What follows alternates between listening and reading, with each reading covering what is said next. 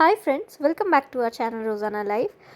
ये वाला केक जो है वो बहुत ही स्पेशल था बिकॉज़ मैंने कभी भी किसी के लिए ऐसा टाइप का केक नहीं बनाया था। और ये स्पेशल इसलिए था बिकॉज़ ये एक 50th एनिवर्सरी का केक था। और आप देख सकते हो कि ये काफ़ी बड़ा और हेवी केक है।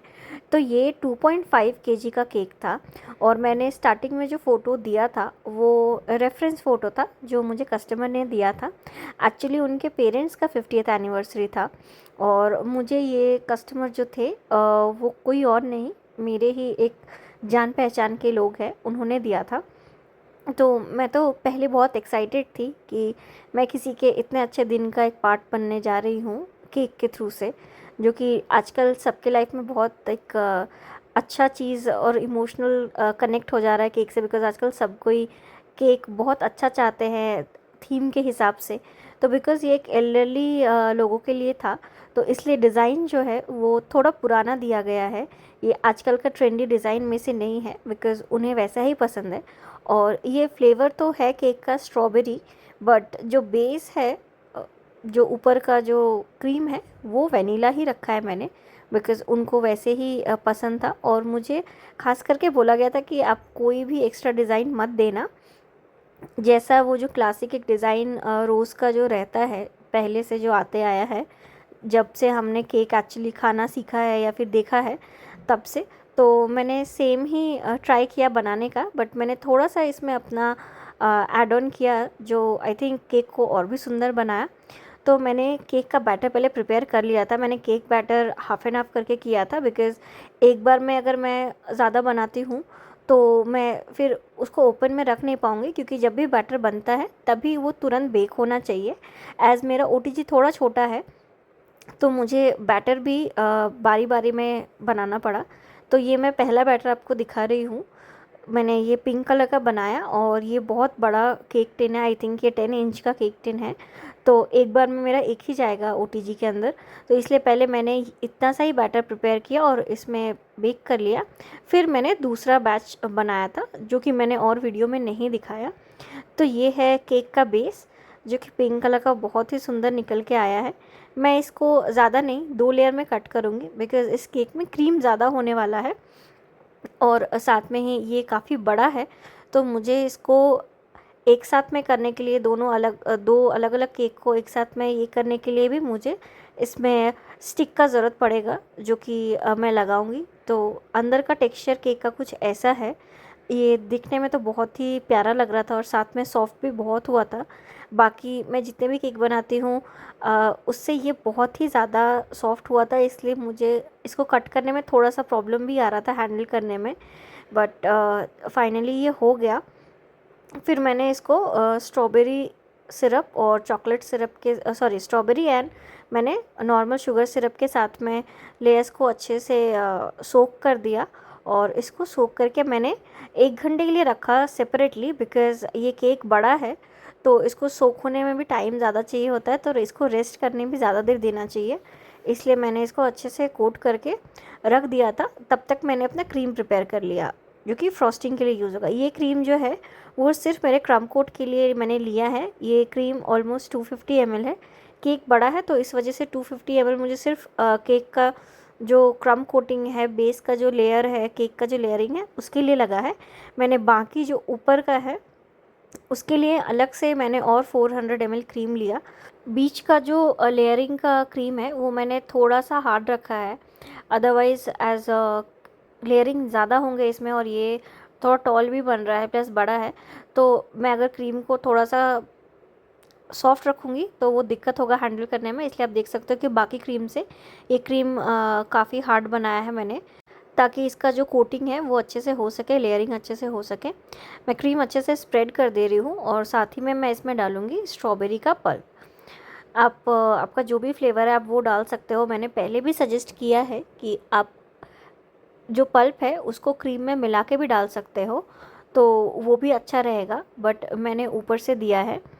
और क्रम कोटिंग करना क्यों इम्पोर्टेंट है मैंने बार बार बताया, आप भी देख सकते हो कि मेरे क्रीम में कितने सारे क्रम्स ऑलरेडी लग चुके हैं लेयर के, बिकॉज़ केक बहुत सॉफ्ट हुआ है। तो अगर आप डायरेक्ट इसमें डेकोरेशन करोगे, फाइनल जो लेयरिंग है वो करोगे, तो वो आपका क्रीम को बहुत ख़राब कर देगा।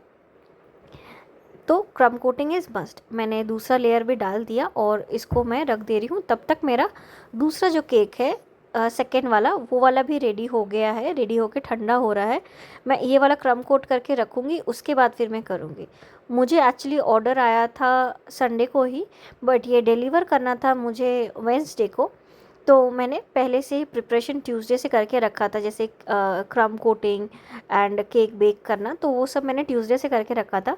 वेंसडे को मैंने सिर्फ ऊपर से फाइनल डेकोरेशन किया और फिर इसको मैंने डिलीवरी करवा दिया था।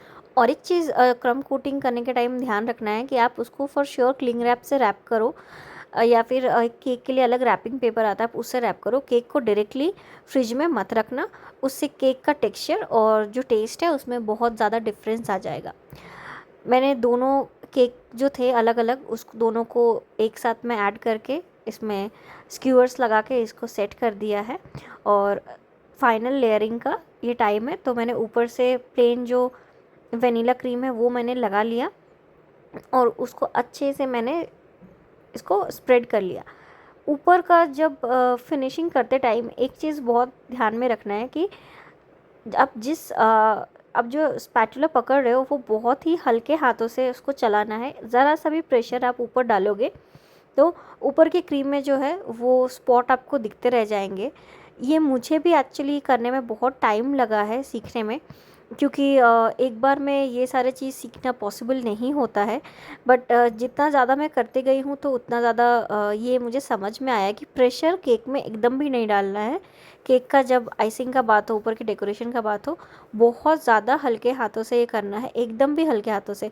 अगर आप ज़रा सा भी प्रेशर डालोगे तो वहाँ पे स्पॉट रह जाएंगे। अगर आपको ऐसे ही सीमलेस केक के ऊपर का लेयर चाहिए तो बहुत ही हल्के हाथों से घुमाओ। और एक चीज़ जो टिप है वो ये कि आप साइड में, अगर आपका केक का जो क्रीम है वो थोड़ा हार्ड हो गया है तो आप साइड में एक स्प्रे बॉटल में थोड़ा सा पानी रख सकते हो और टाइम एंड अगेन आप उसको स्प्रे करके फिर उसको आप मिला सकते हो, तो उससे जो स्मूथ टेक्सचर है क्रीम का वो बहुत अच्छा आएगा। या फिर आप गर्म पानी में स्पैचुला को भिगो के भी आप वो स्पैचुला यूज़ कर सकते हो। गर्म पानी में मतलब वो ओवर हीटेड या बॉइल्ड नहीं होना चाहिए, इट जस्ट एक नॉर्मल टेम्परेचर, जो रूम टेम्परेचर से, बिकॉज अभी ठंडे का टाइम है तो क्रीम बहुत जल्दी जो है वो हार्ड हो जाता है एंड फिर उसमें एयर लग जाता है, जिस वजह से क्रीम जब आप पाइपिंग करोगे तो वो सही से स्मूथली नहीं निकलेगा, उसमें एयर बबल्स दिखेंगे। वो अवॉइड करने के लिए आप वो सारे टेक्निक यूज़ कर सकते हो। मैंने साइड का पाइपिंग तो कंप्लीट कर लिया है, अब बारी आता है रोज़ का। तो ये रोज़ आप बिलीव नहीं करोगे, मैं ये फ़र्स्ट टाइम बना रही हूँ और मैंने जितने भी वीडियोस दिए मैंने आज तक कभी रोज़ का डिज़ाइन ना बनाया है और ना कभी प्रैक्टिस किया है। तो ये फ़र्स्ट टाइम है जब मैं रोज़ खुद भी प्रैक्टिस कर रही हूँ। तो मैंने पहले एक दो बार बना के देखा, जब मैंने देखा कि ये सही से बन रहा है तो फिर मैंने इसमें डालना चालू किया। तो मैंने टोटल 6 रोज़ेस बनाए, तो मैंने एक आपको बनाता हुआ दिखाया, बट आप अगर ध्यान से देखोगे कि मेरे रोज़ में भी थोड़े से एयर आ गए हैं, बिकॉज़ मैं पाइपिंग बैग में डालने के बाद एक दो बार जब मैंने प्रैक्टिस किया तो उसमें तब तक एयर आ गया था क्रीम में। तो ठंड के टाइम में ये प्रॉब्लम बहुत ज़्यादा होती है। और ये रोज़ कैसा बना मेरे से मेरे फर्स्ट अटेम्प्ट में, ये प्लीज़ कमेंट करके बताना। और रोज़ को और अच्छे से कैसे डिज़ाइन कर सकते हैं उसके लिए अगर कोई टिप है तो वो भी मुझे बताओ, बिकॉज़ मैं ये पहली बार बना रही हूँ और मुझे तो ये बहुत परफेक्ट नहीं लगा। बट हाँ, फर्स्ट टाइम के लिए जैसा होना चाहिए तो वैसा हो गया है। अब आप लोग मुझे बताओ कि इसको मैं और भी परफेक्ट कैसे कर सकती हूँ, अगर आप लोगों को ये आता है और अगर आपको भी ऐसा बनाना है तो फिर आप जैसा मैंने बनाया फ़िलहाल के लिए आप वो फॉलो कर सकते हो या दूसरे भी वीडियोस देख सकते हो।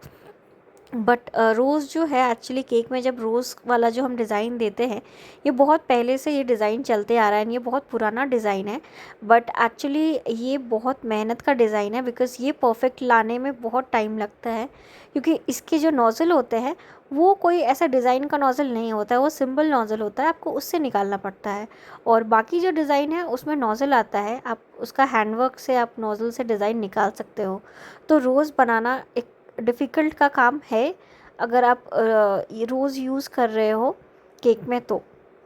अदरवाइज़ आजकल जो रोज़ बनाते हैं हम लोग उसके लिए अलग एक नोज़ल आता है, बट ये वाला जो ऑथेंटिक रोज़ पहले से बनते आया है, जो हम छोटे से देख रहे हैं और बेकरी में सबसे ज़्यादा इसका यूज़ किया जाता है, तो ये थोड़ा डिफ़िकल्ट है, ये प्रैक्टिस के साथ में आता है।